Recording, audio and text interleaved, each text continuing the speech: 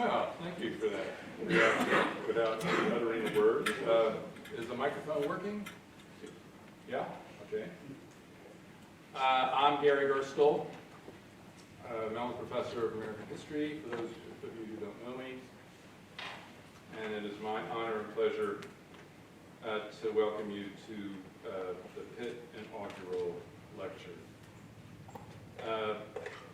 This is the second time we're doing it. It's still a relatively recent innovation. I want to tell you first a little bit about the Pitt Professorship, and then I want to tell you a little bit about our Pitt Professor before I turn things over to her. The Pitt Professorship is officially the Pitt Professorship of American History and Institutions. It was established in 1944 through a gift of £44,000 from the syndics of the University of Cambridge Press.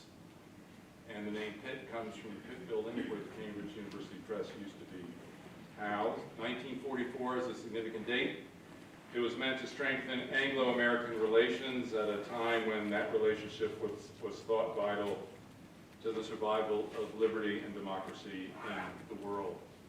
Since that time, for the last 75 plus years, the Pitt has brought to Cambridge some of the most distinguished historians, social scientists, and political theorists working in the United States of America.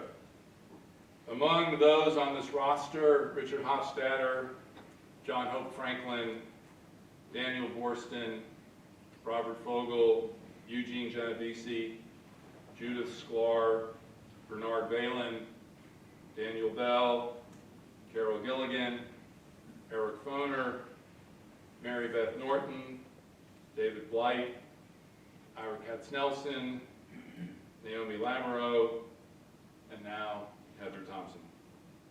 The Pitt professors have been indispensable to American history at Cambridge.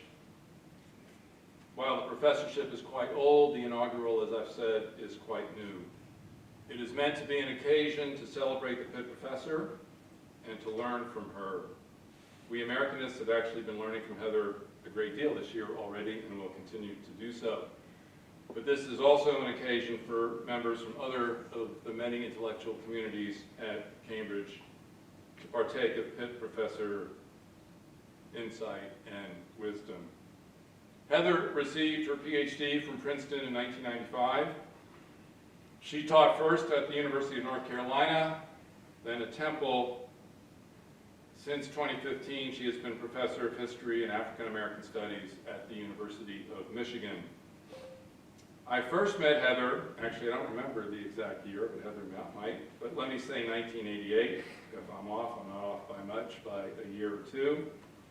Heather had just arrived at Princeton University to do a PhD, and I was then on the faculty of Princeton University.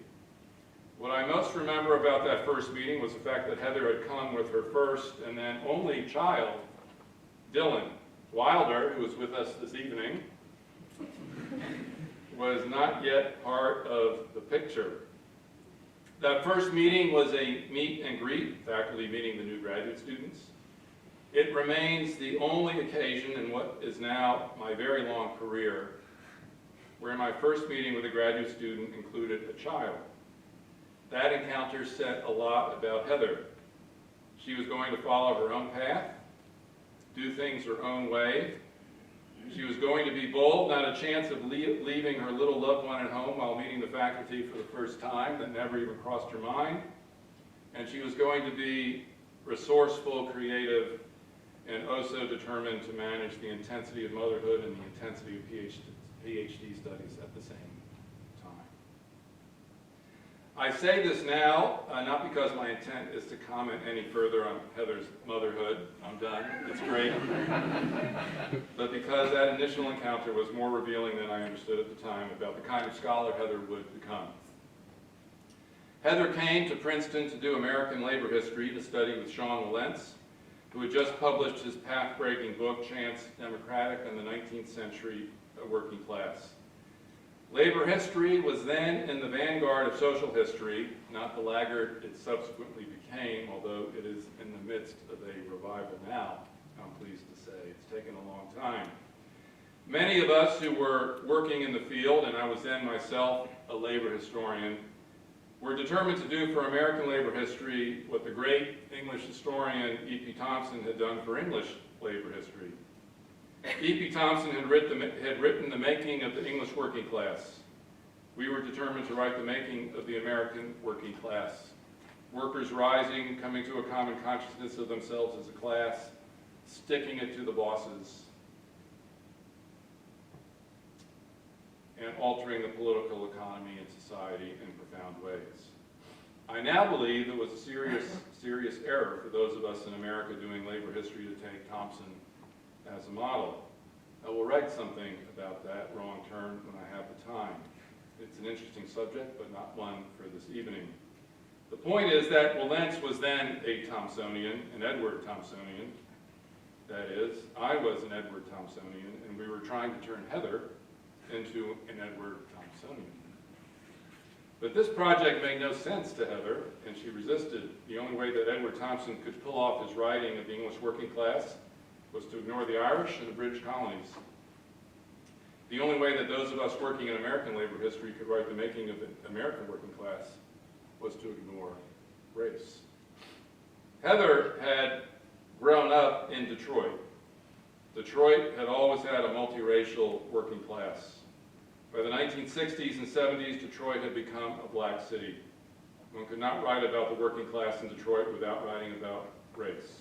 One could not write the story of this urban black working class uniting with their white brothers in the surrounding suburbs, all rising up with common consciousness, because it was not happening. So Heather Thompson tossed her E.P. Thompson aside and set out to write a different kind of history. At first, she had few guides. So she dove into research, becoming the demon researcher that has marked every step of her career. She set aside preconceptions and theories about how workers ought to behave and began to ask questions about how they actually did behave. What were the issues that did matter to Detroit's black workers at work, in unions, in city politics, and at night when the Detroit working class quit work and went out to play? Her focus was on the years of Detroit's deindustrialization, meaning that the link between the working class and work in the city was becoming more and more attenuated. The result of Heather's efforts was a marvelous dissertation and then book, Who's Detroit? Politics, Labor, and Race in a Modern American City, published in 2001. There was a hint in that book of what was to come. Among the gripping sections of Who's Detroit was Heather's reconstruction of encounters between blacks and the Detroit City Police, encounters that came increasingly to dominate both daily life and urban politics. Crime, criminality, police brutality, incarceration surfaced in Heather's book as central elements of black working class life in Detroit. Heather decided to make those elements the central focus of her second book, Blood in the Water, the Attica Uprising of 1971 and its legacy. Blood in the Water, 15 years in the making, has been rightly celebrated as one of the most important history books to appear in the United States in the second decade of the 21st century. It has won numerous awards, including the highest awards that are bestowed on a work of American history, the Bancroft Prize and the Pulitzer Prize. You will hear about Attica Prison and the uprising and what came after shortly. It was a prison insurrection that shocked the nation. It occurred in New York State under the kind of liberal Republican governor, Nelson Rockefeller, who no longer exists. When Rockefeller sent in troops to brutally suppress the insurrection, he abandoned his humanitarian and rehabilitative policies of prison reform and became a hard law and order man. This reaction to that revolt marked the beginning of America's mass incarceration regime, a regime that over the next 4 decades would lock up a greater number of individuals in the late 20th century, both in absolute and proportionate terms than virtually any other society on the face of the earth. Heather's goal became to do justice to the story of Attica, its prisoners and its guards, and to understand the backlash that the insurrection unleashed. She also became determined to understand how a mass incarceration regime of this scope and brutality could take root in the land of the free and the home of the brave. In the process, Heather pioneered the field of carceral studies and the carceral state in the United States. She is today one of its leading authorities, consulted all the time, not just by academics, but by those seeking to reform America's prisons. She has a great deal to teach us. Heather Thompson, our Thompson, ended up quite a distance away from E.P. Thompson. But ironically, or perhaps not so ironically, Heather shares a great deal with her Thompsonian predecessor. Blood in the water, like the making of the English working class, is impossible to put down. The narratives of both texts sweep you away. Both authors are passionate about their subjects. Both are determined to rescue outcast populations from what Edward Thompson memorably called the condescension of posterity. Both authors are motivated deeply by principles of justice and morality. Both believe that getting history right matters to the kind of society in which we would like to live and that we might someday build. Heather, it is a great pleasure to have you with us today. Please join me in welcoming Heather Thompson, the 2019-2020 Pitt Professor of American History and Institutions at the University of Maryland.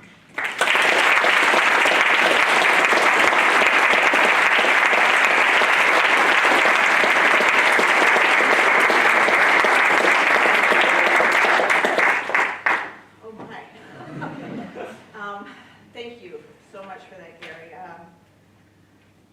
Thank you all for being here. I have had the great pleasure of getting to talk about Attica all over the world and in many different settings, but I have to say this one I'm having a little hard time starting.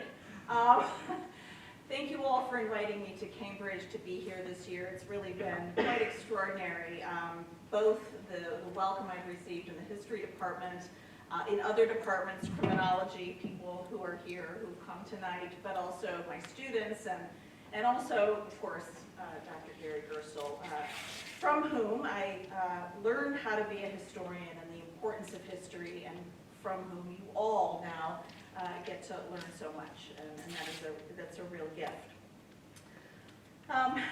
Okay, let me get started. I want to talk to you tonight about prison uprisings. Those dramatic moments when people locked up inside of prisons or jails suddenly erupt, and we, the public, are suddenly forced to notice what our criminal justice systems actually look like in practice. I'm going to make the case that it's extremely important to look at these moments, to pay attention to them, both as citizens and also as scholars. As citizens, I want to suggest that these moments force us, as few others actually do, really to reckon with what it means to handle harm and addiction and even violence the way that we do in our democracies. They force us to question our blind faith in institutions of punishment, not just whether they are humane, but also whether they even accomplish what we are told that they do, make us safer. But these are also important moments for scholars to examine closely as well. I will suggest to you this evening that they shine needed new light on critical shifts in national policy, particularly American policy, that I'm not sure we yet fully understand.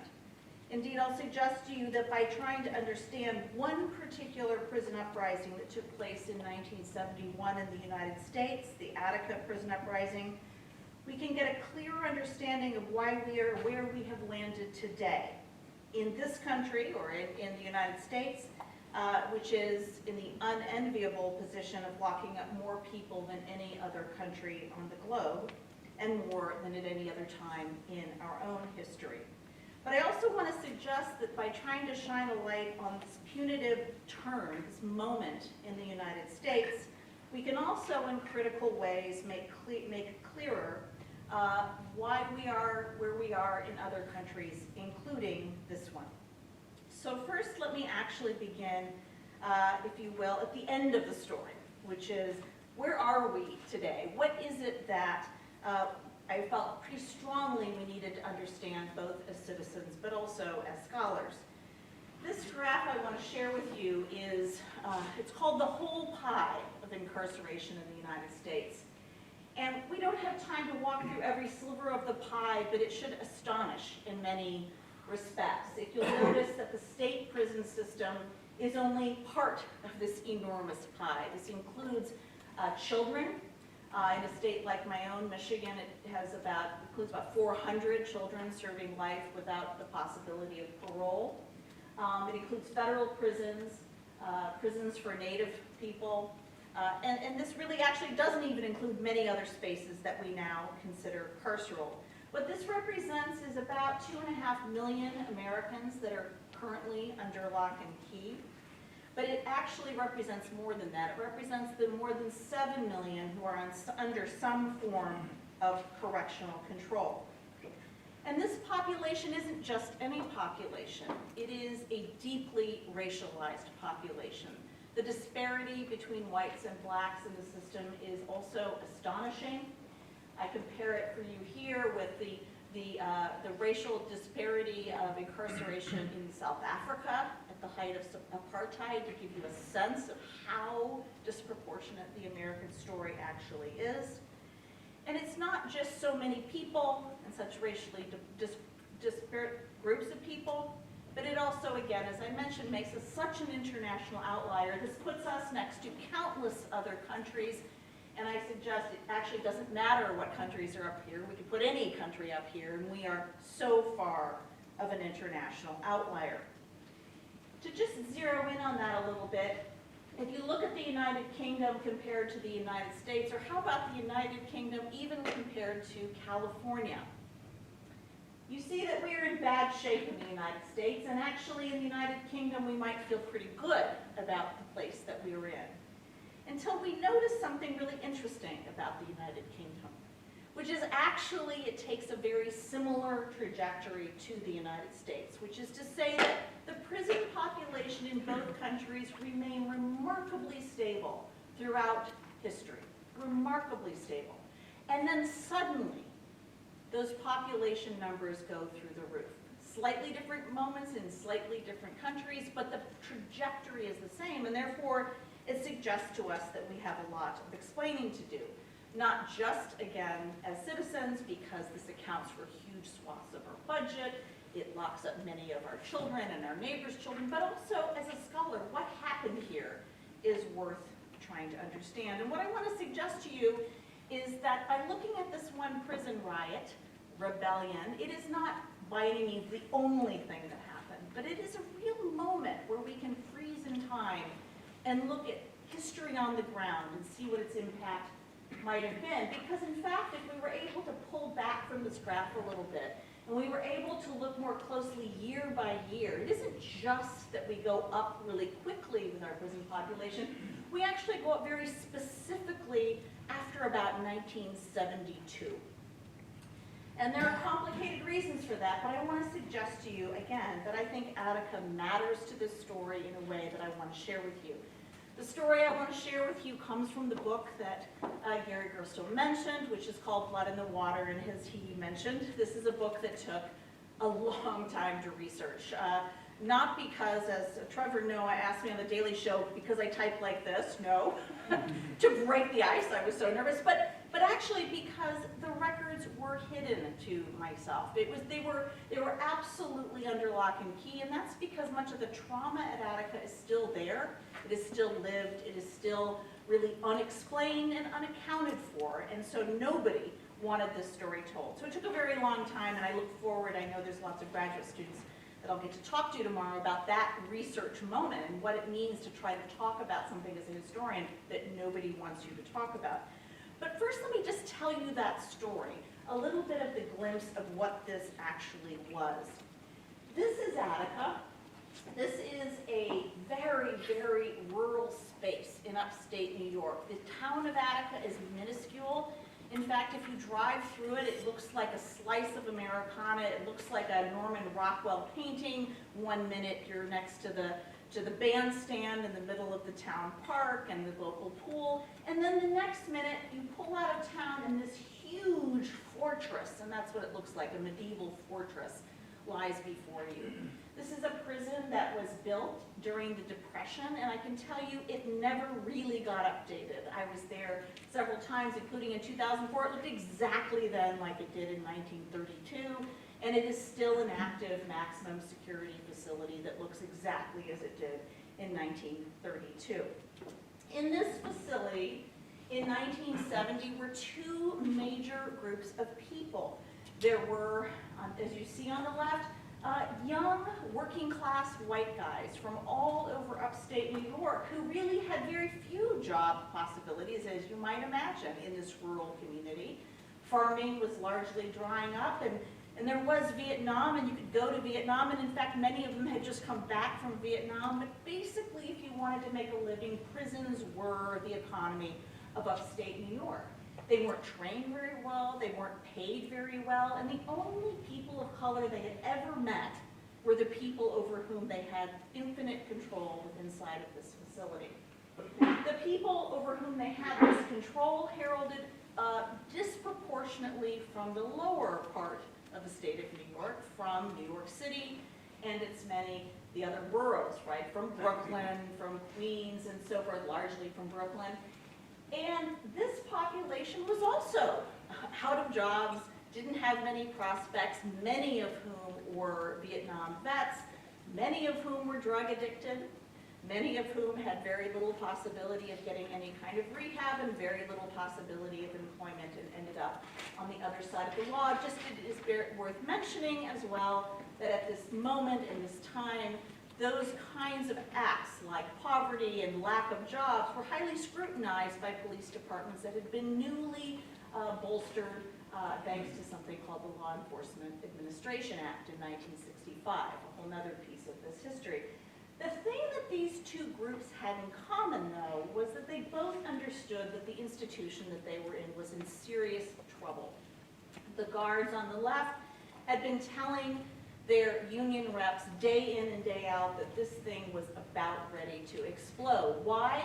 Because there was no insufficient help for the guards. They were working far too much overtime with little pay. They were tired, they were fearful, they were poorly trained, and when people are fearful and they are tired, they can become very dangerous and very aggressive and very mean. And this leads us to the other group that were the kept in this place. They too understood that this place was about ready to blow up in some manner because they were in seriously bad shape. They were being fed on 63 cents a day. They were locked in their cells, sometimes 23 hours a day. The rules were capricious. You could get parole, for example, but you would never get out until you had literally been given an out-of-date phone book and told to write to various employers that if they hired you, you could then get out of prison on parole. Needless to say, not too many employers were eager to hire someone postmarked Attica, New York, number 15678. So they knew that this was a crisis, but the thing was is that both of these groups had tried very hard to work through the system to resolve what was becoming an untenable situation. Again, the guards were begging their union reps, do something, hire someone, we need more help, we need more training, we need more pay. And on the other side, you had the prisoners who were saying to their same people, the union reps, the guards, the warden, they were writing letters to state senators. The thing was is that they all actually believed in the system, and that's what's really kind of remarkable about this entire story. They believed that if you just pointed out when something wasn't working, that someone might do something. Well, they couldn't have been more wrong. And in fact, on September 9th, 1971, that prison did erupt. This is a prison of almost 2,400 men, incredibly overcrowded, people triple bunked. It's in bad shape, and when it explodes, it really does explode. I will just make as a side note, notice this photograph. A lot of the photographs you're going to see tell a story unto themselves. You might ask yourself who was taking the pictures, why do these pictures exist, particularly as we get further in here. But September 9th explodes not because it had been planned. Sure, there were civil rights activists in the yard, there were Black Panther Party members, Young Lord Party members, but that's not why it actually exploded. Why it exploded was because prison management had made yet another foolish decision. capricious punishment, people are fearful, nobody knows what's going on, and all of a sudden, in the middle of one chaotic episode, a faulty gate opens up to the center of the prison. A faulty gate, by the way, that the guards had long been saying, this is not good, this gate is not good. Next thing you know, the entire prison is under control of prisoners. In this moment, it was nothing short of a riot. And I use that word very carefully. A riot because it was chaotic. It was completely unclear whether there's any purpose to it. Everyone is terrified. Prisoners are grabbing anything they can to defend themselves from each other and from guards. Guards are grabbing anything they can to defend themselves from prisoners. People are being beaten, they are being kicked. It's a horrendous, horrendous situation. And for 15 minutes at least, it is not at all clear that this is not going to be a bloodbath, one that other prison uprisings had certainly resulted in. But then something really, really remarkable happened. All of a sudden, cooler heads prevailed, and that was in no small part because there had been important discussions going on in the yard about the importance of civil rights and the importance of working through the system and actually thinking about things like representative democracy. And these discussions had actually taken root, so that in the middle of this chaos, some of the men in the yard said, look, we need to get out into the open to one yard. There were 4 major exercise yards. Let's go out to one of them, the one farthest from the road. Let's bring everyone outside, including the guards, because many guards have now been taken hostage. People are fearful, so they're grabbing any insurance policy they can. They go out into the yard and they surround the guards with 2 rings of prisoners to make sure that they are protected. They immediately vote for representatives out of each cell block to speak for them. They make everyone turn in any weapons that they might have. They set up a medical tent. They set up a food distribution tent. They essentially set up an entire tent city.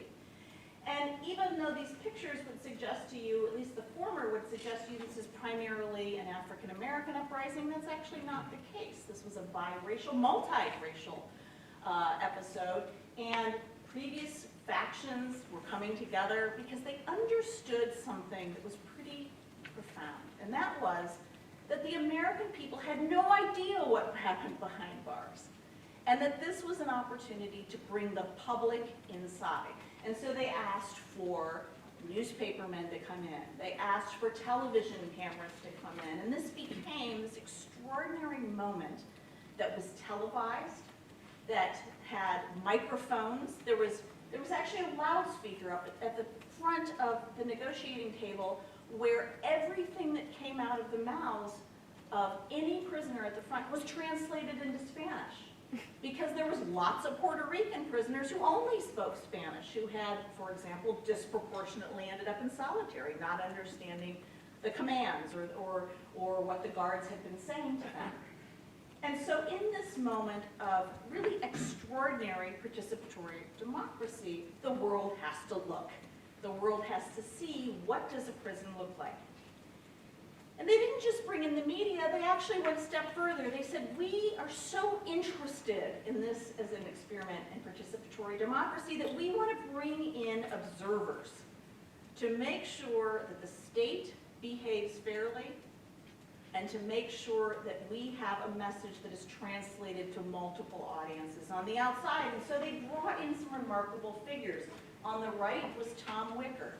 He was a very noted columnist in the New York Times, and they chose him because he had taken a quite sympathetic view of prison reform in his columns, and they had remembered that because, of course, prisoners read all the time, and they're avid readers of the local news, and so that mattered to them that he spoke. And then they wanted the middle guy. Anyone know? Bill Kunstler, radical lawyer, American radical lawyer, who they knew because he had defended lots of black radicals, but also white radicals, particularly in Chicago, the Chicago 7, and particularly Bobby Seale, who was a Black Panther whom he had defended. So he was this kind of iconic lawyer. They wanted him there to kind of make sure that the state was behaving properly. And the guy on your left was Clarence Jones. He was the editor of a black newspaper called the Amsterdam News. And they wanted him because it was one of the few newspapers that would actually publish letters and poetry and writings that prisoners had sent in. So these are people that they very much respected to tell the truth as they saw it on the inside. But don't let this fool you, because the minute this happens, this so-called Observers Committee is going to be very large, about 40 people, and it's not going to just be the likes of Bill Kunstler or even good white kind of mainstream liberals like Tom Wicker. It's going to include lots of Republican state senators. It's going to include state officials that were not at all feeling kindly towards prisoners. So this was a really mixed group of people, but the thing that united them was the conviction that this thing had to be negotiated. Why? Well, because on the inside there were about 40 hostages, guards and civilian hostages, again, who had been very well taken care of, but they had suffered on the way in. There was a lot of battered, bruised faces. There was a lot of, particularly the guards that had not been very favorably seen by a lot of the prisoners, had gotten their whacks before they'd gone in. And also, this was really important that it got negotiated because something else had happened in that first initial moment of the riot. Remember I told you the gate came open? Well, when the gate came open, the guy standing in the middle, kind of the Times Square, where all the 4 yards met, he was completely overrun for his keys. And he was kicked, and he was beaten. He was in bad shape. And the prisoners put him on a mattress, and they carried him out to make sure he could get some medical care, where he then languished on the outside of the prison for a couple of hours before someone came to get him, but they nevertheless got him out. But nobody knew what his fate was. And everybody knew on the outside that these hostages mattered, so one way or the other, this has to be negotiated. The other reason why they knew this had to be negotiated was because the state was, in fact, taking it seriously. This guy on the left at the negotiating table, bottom left, he's the Commissioner of Corrections. His name was Russell Oswald. He was a very kind of good-hearted, very kind of unfortunate man in so many, he was really damned if he did, damned if he didn't in this entire situation, but he wanted this thing to be resolved peacefully, and so he's in the yard. These people are actually coming into the yard, and they're at this negotiating table, and I want to call your attention to this negotiating table for another reason. The guy standing there, you see the big guy with the sunglasses? His name was Big Black. He was on the football team in the yard and in charge of security, so you'll hear more about him. And the other guy, the skinny guy with the granny glasses, you see him?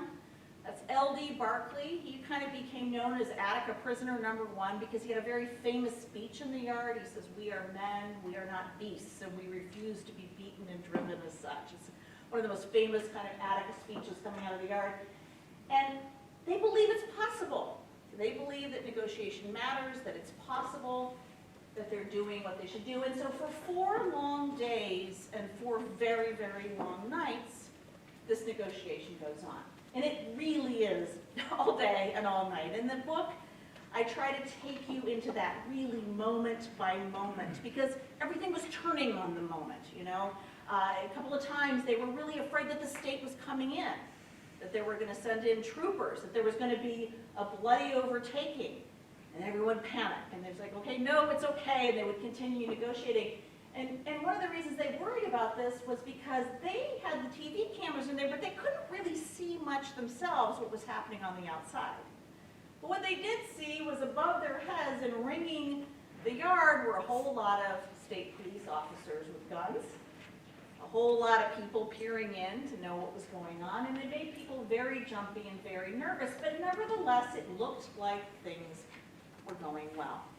In fact, so well that of all the prisoners' demands that they spent a lot of time whittling down and deciding what would be more, what was a concrete demand versus an unrealistic demand, they came up with a list of demands, about, 25 at the end of the day, and Oswald, the commissioner, had agreed to about 23 of them. Now, we now know that, in fact, he was hedging his bets and used language that was probably never going to make them stick, but nevertheless, it looked like this might settle. And again, let me stress to you how important it was that it settled, because over those same 4 long days and 4 long nights that this is going on the inside, this is what's going on the outside. Every single state trooper battalion in upstate New York is descending on this tiny town and onto the lawn of this one prison. As are all off-duty corrections officers from around the county, the state. And what's happening is these guys are on the ground and they are furious.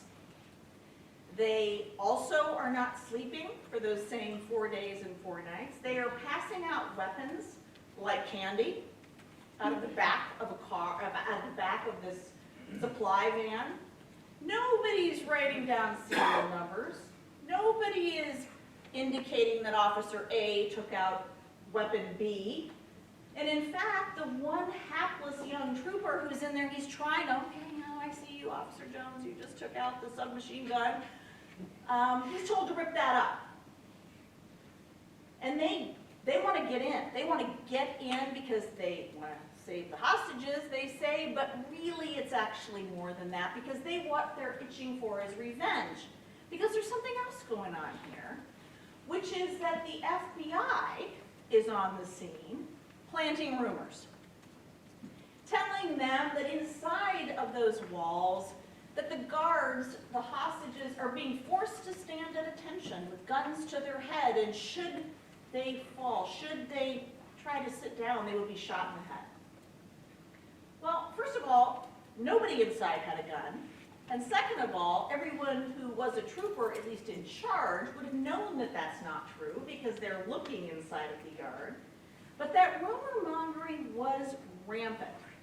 Because let us be clear, this is 1971. This is on the heels of the civil rights movement, and really still in the middle of it in the United States.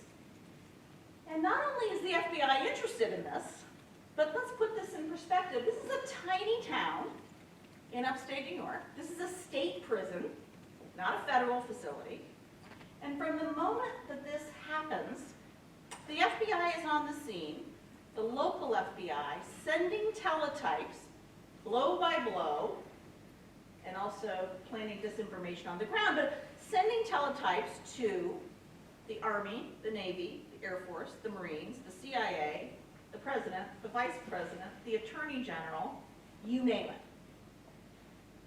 And those indicate that this matters, what's going to happen here, right? It matters what is going to happen. It matters that this challenge has happened, and it matters a lot that nobody in power thinks that this is a legitimate protest.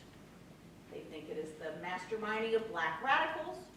They think that it is the masterminding, if you were the governor, of communist conspirators. He was a real cold warrior, a man by the name of Nelson Rockefeller. Actually known as a liberal governor of New York.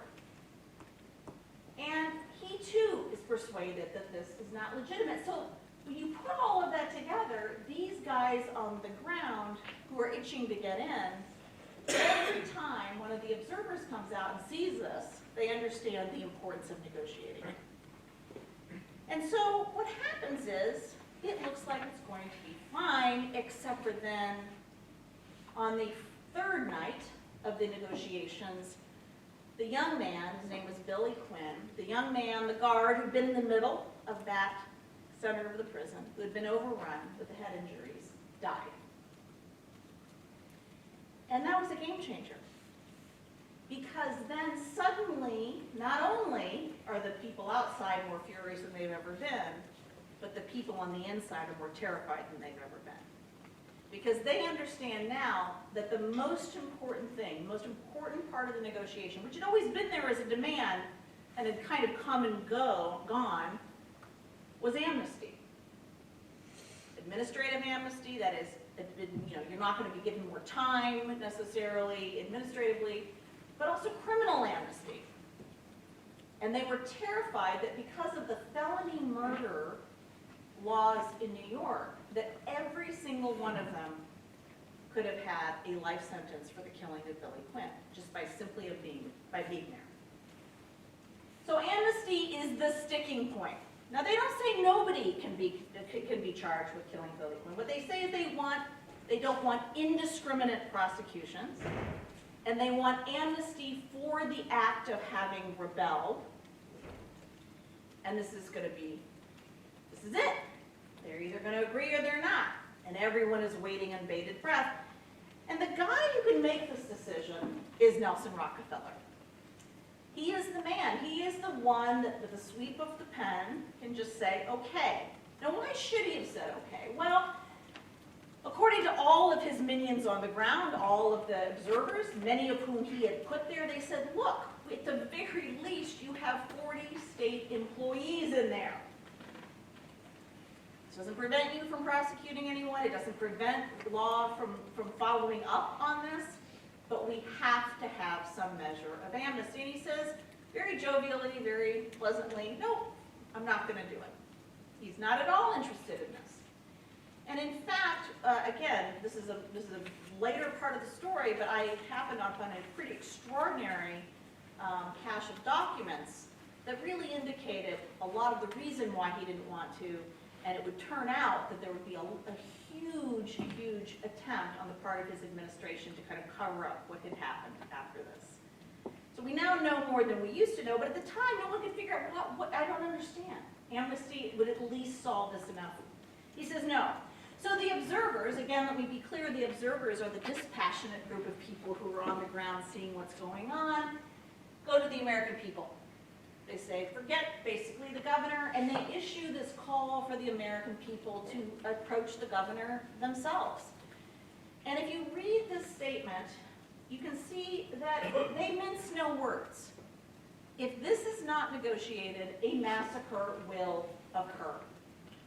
And again, that's because they can see what the prisoners cannot see, which is the passing out of the weapons indiscriminately. But here's the thing. Rockefeller was not interested in this settlement at all. And we now know that, in fact, there had never been an intention to settle this thing peacefully. There was always going to be a forcible retaking. And so that this experiment in participatory democracy that everyone was putting their heart and soul in was in many ways a complete charade. And so on the 5th morning of this event, it is September in upstate New York. It is cold. It is raining. And on this 5th morning, as prisoners are waking up, they think that negotiations are still in play. And they think that not because they're just Pollyannish and pie in the sky. They think this because actually prison officials have come to the gate and have said to them the same thing they said every morning. Okay, today is the day. You need to release the hostages, and then we'll continue talking. It's over, boys. And they said what they said every day. No, no thank you. We'll continue to negotiate. And actually, I found the document that made clear that the reason why they didn't think there was an ultimatum that day is because in big letters it said, do not give them an ultimatum. Because they didn't want them to understand what the stakes were.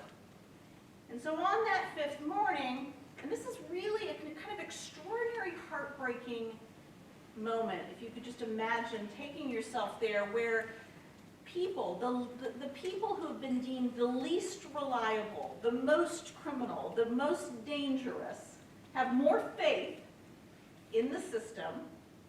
They have taken care of the guards. The guards, by the way, have been interviewed by the press. And the guards say, yeah, now that we understand better, let's give them what they need. Let's settle this, right? It's no big deal. By the way, what did they want? You know, better food. You know, be able to see their children. You know, have better visitation, more clear parole. I mean, it was the most list of bread and butter demands that you could imagine. And they said, yeah, give it to them. So everybody thinks this might work.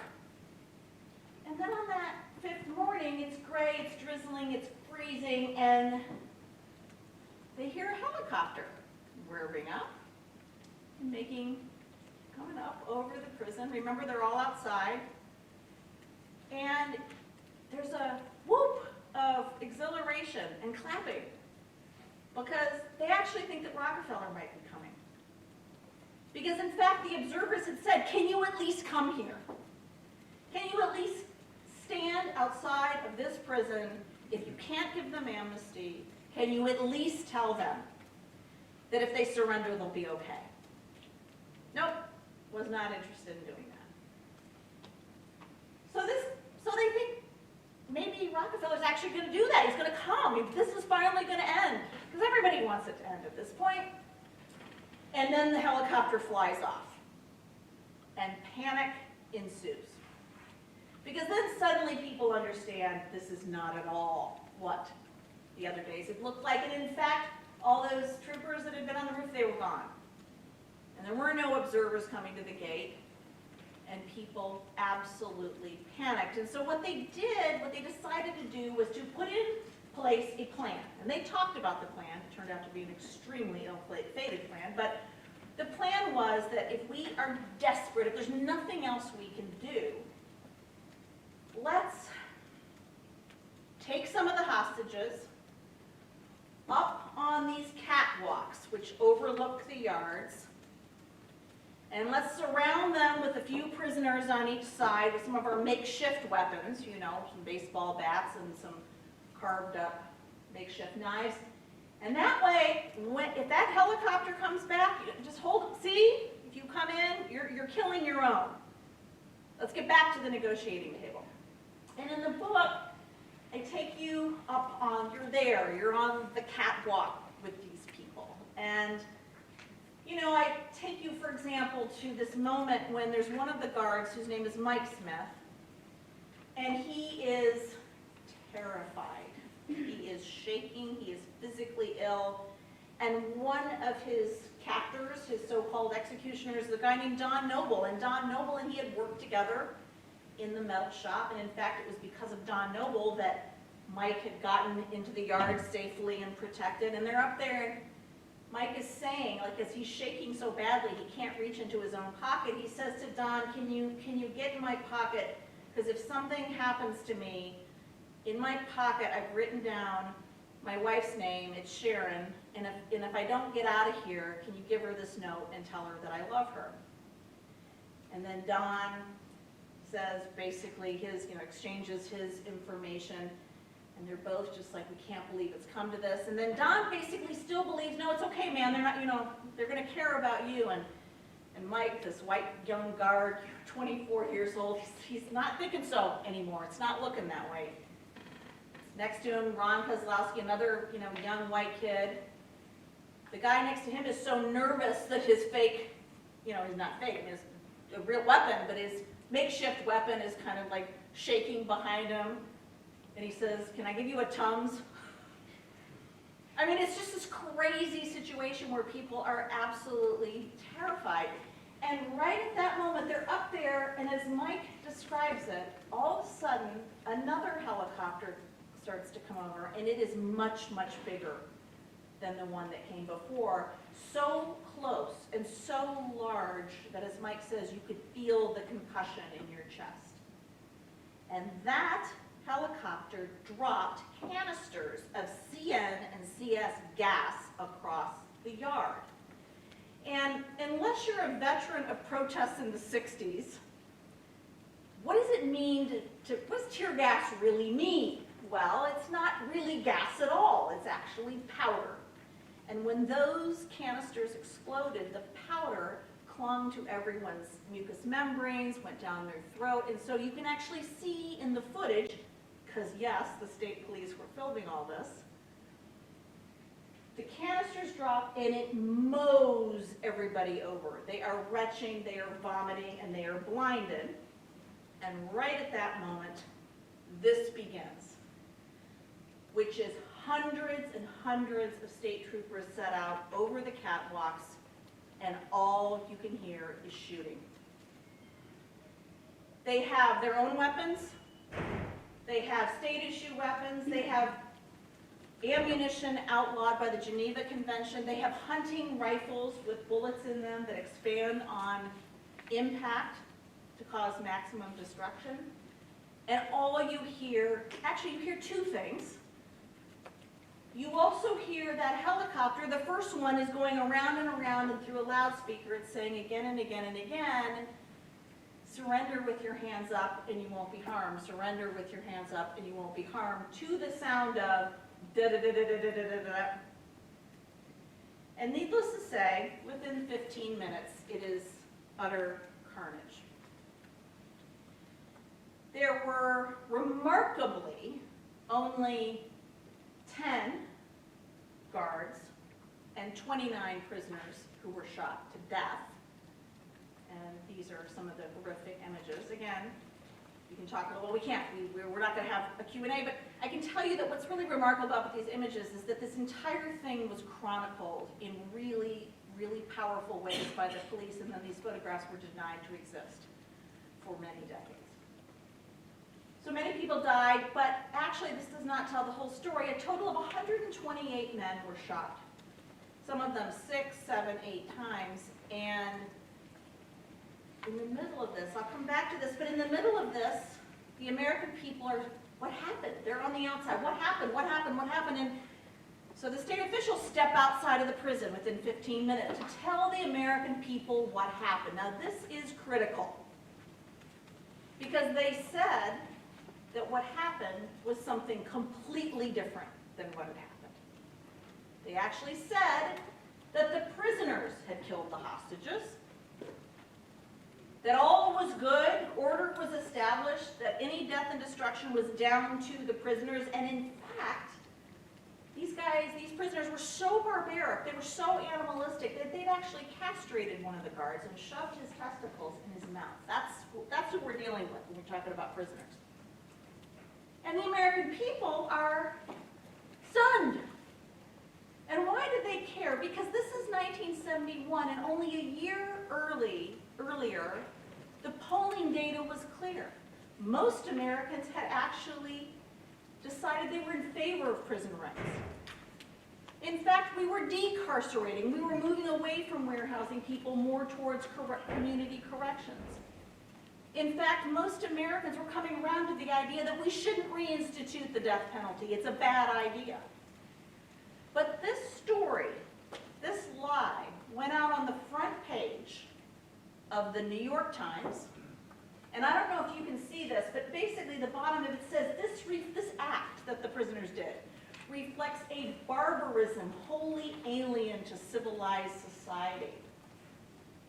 And what was it all down to? The increasingly revolutionary set of demands.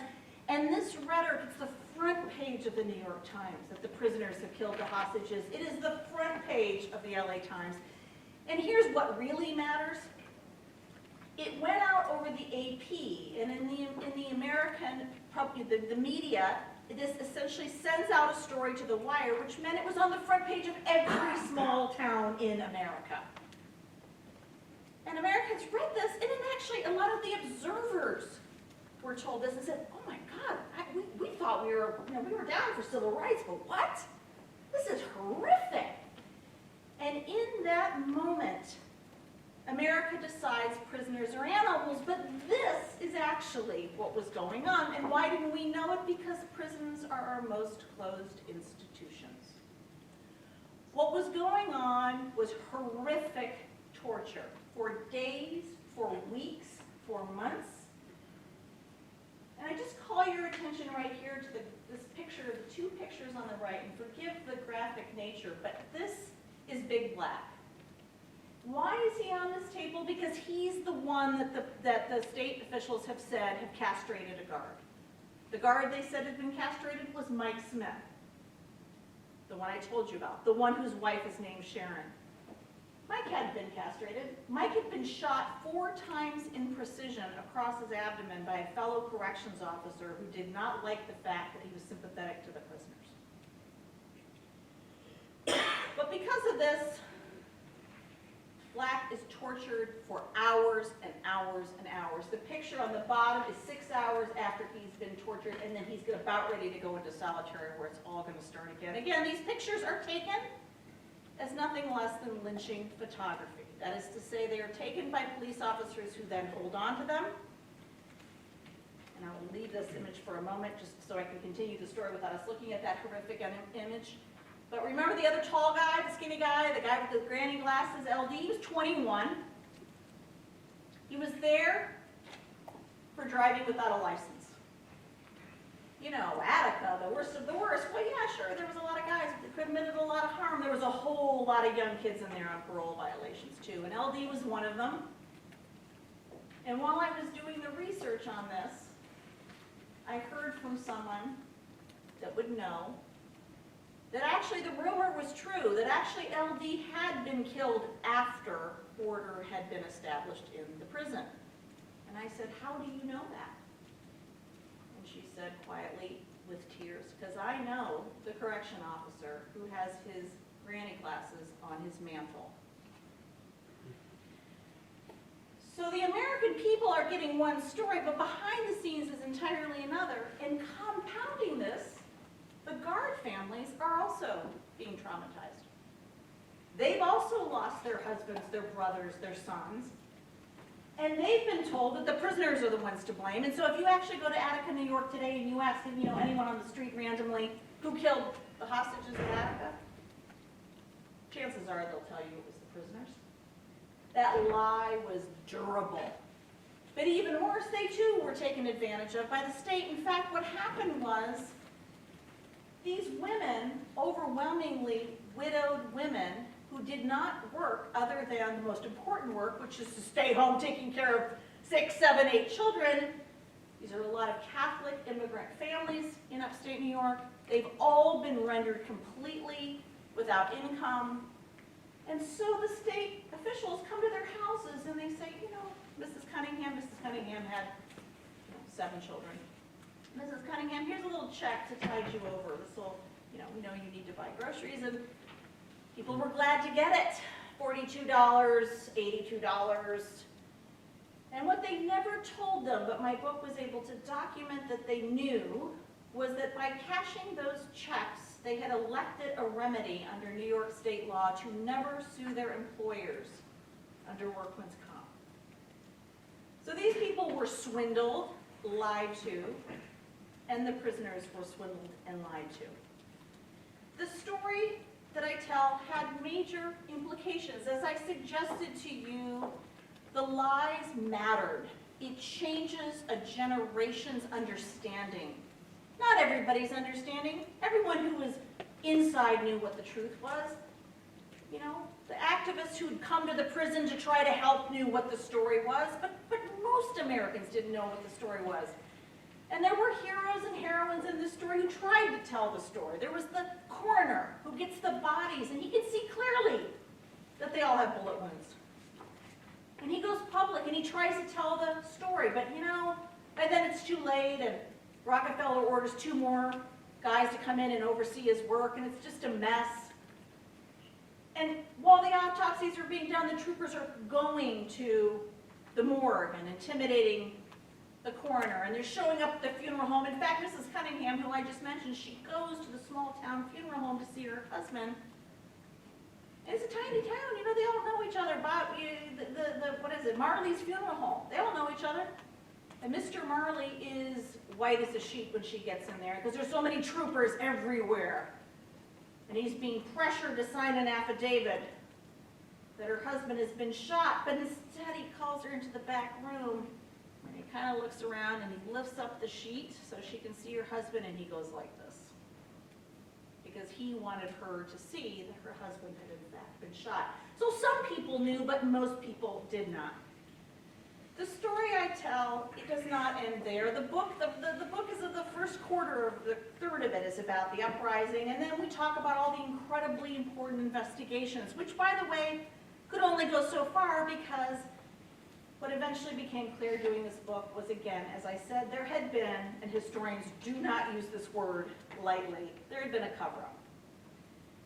That is to say, quite literally, documents had been removed, quite literally, photographs had been spliced, film had been deliberately damaged, things had gone deliberately into fireplaces. And in fact, Rockefeller, in the month after this event, had a series of secret meetings at his compound in upstate New York, Poconoco, his mansion, and you can't make this up, in the pool house, where the head of the state police was there, the attorney general was there, the same people who had committed the atrocities were placed in charge of investigating the atrocities, quite literally. And so then, not only the American people have been told that the prisoners killed the hostages, then all the prisoners are indicted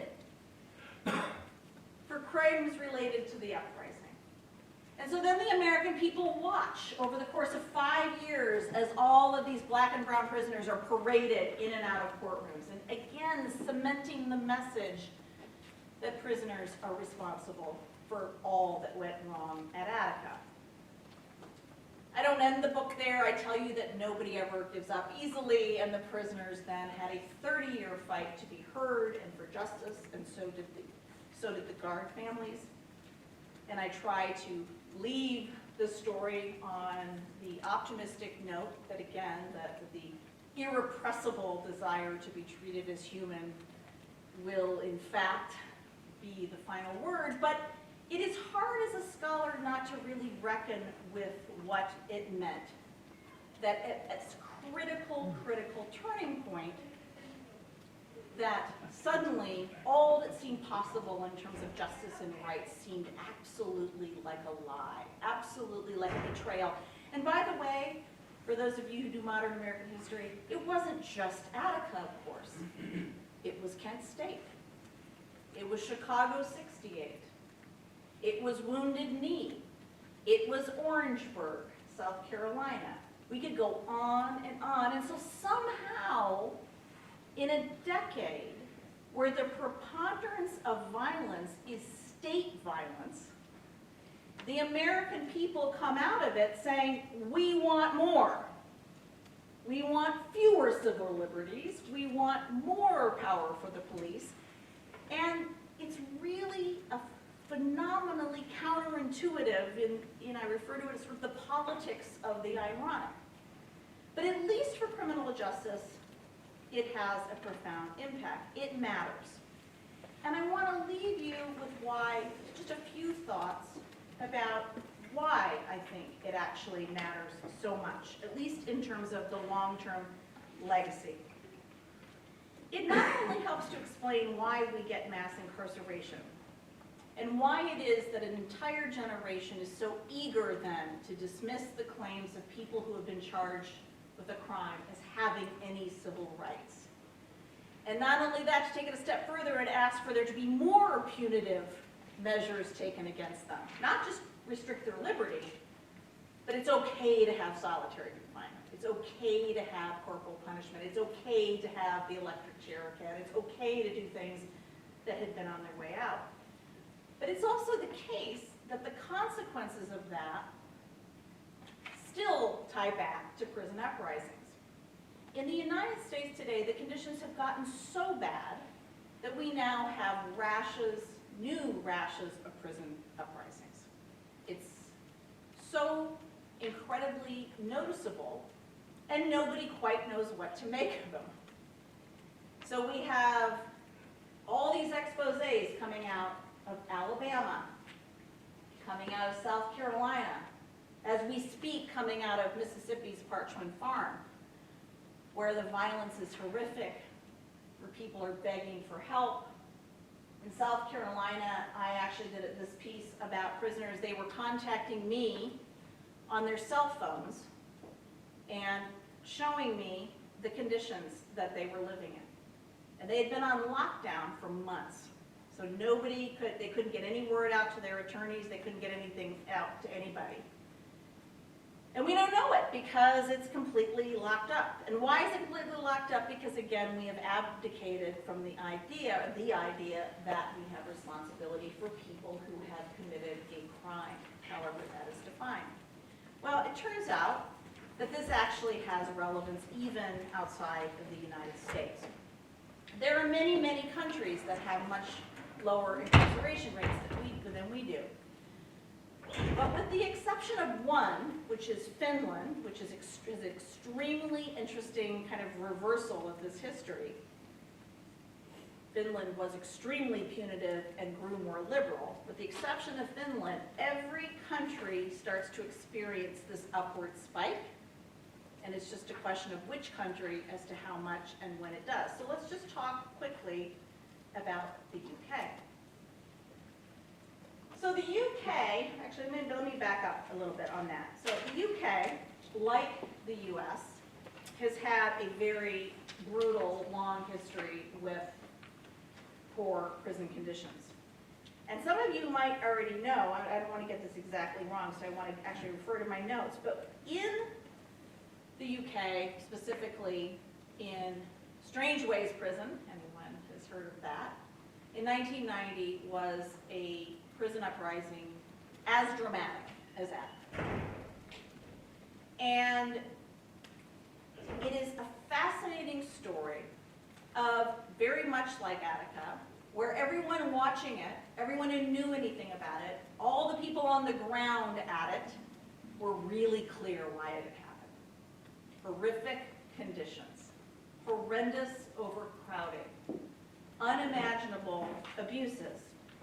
So much so that when it was all over, with repairs coming to about 55 million pounds, after similar prison uprisings had been sparked across England, Scotland, and Wales, after one prisoner had been killed, 147 prison officers and 47 prisoners had been severely injured.